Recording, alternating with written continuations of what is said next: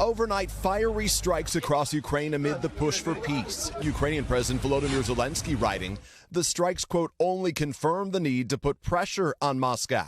While President Trump is pinning his hopes for peace on direct talks between Zelenskyy and Russian President Vladimir Putin. I thought it would be better if they met without me, just to see. I want to see what goes on. The president saying he would join a future session with both leaders if needed. If necessary, and it probably would be, but if necessary, I'll go and I'll probably be able to get it closed. In what would be a key development, the White House says Putin has agreed to meet with Zelenskyy, but Russia has yet to say so publicly, tempering expectations. President Trump also saying he is not sure how serious the Russian leader is about ending the war.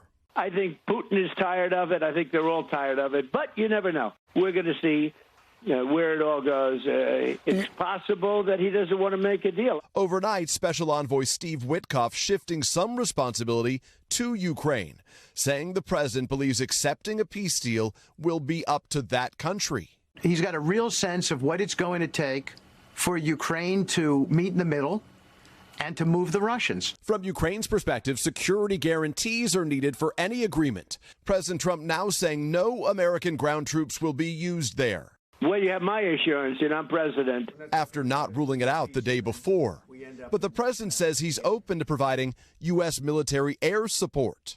Still, Russia has said a peacekeeping effort that includes any NATO member in Ukraine would be unacceptable.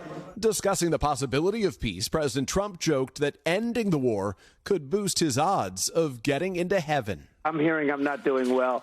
I hear I'm really at the bottom of the totem pole. But if I can get to heaven, this will be one of the reasons.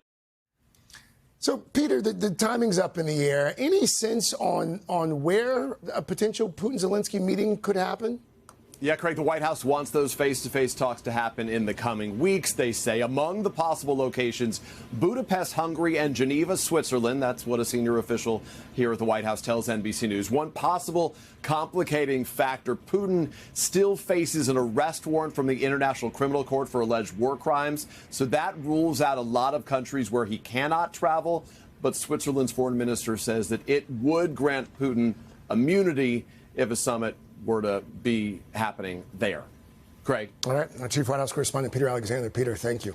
Hey, thanks for watching. And don't forget, you can catch the Today Show every morning on NBC or take Today when you're on the go. Just follow the Today podcast on Apple Podcasts, Spotify, or wherever you listen.